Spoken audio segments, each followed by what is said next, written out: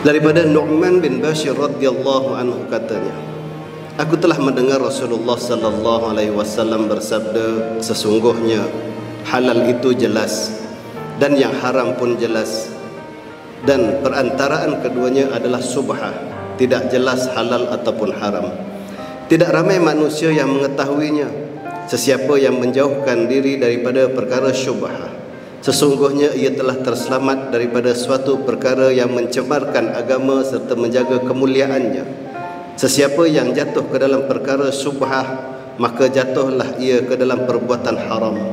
Perbuatan tersebut diibaratkan seumpama pengembala di tempat yang berhampiran dengan kawasan larangan. Ditakuti binatang ternakannya memakan rumput di kawasan larangan tersebut.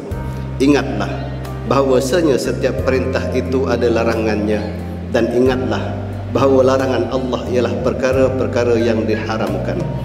Ingatlah juga dalam tubuh badan manusia itu ada seketul darah beku. Apabila ianya baik, maka baiklah seluruh badannya. Sebaliknya, apabila ianya rosak, maka rosaklah seluruh badannya. Ingatlah bahawa darah beku itu ialah jantung hati. Pengajaran hadis, semua hukum dalam Islam adalah jelas, sama ada yang halal ataupun yang haram, yang baik ataupun yang buruk. Semua manusia dianugerahkan akal fikiran dan diberi kebiasaan berfikir untuk memilih perkara-perkara yang baik dan tidak baik.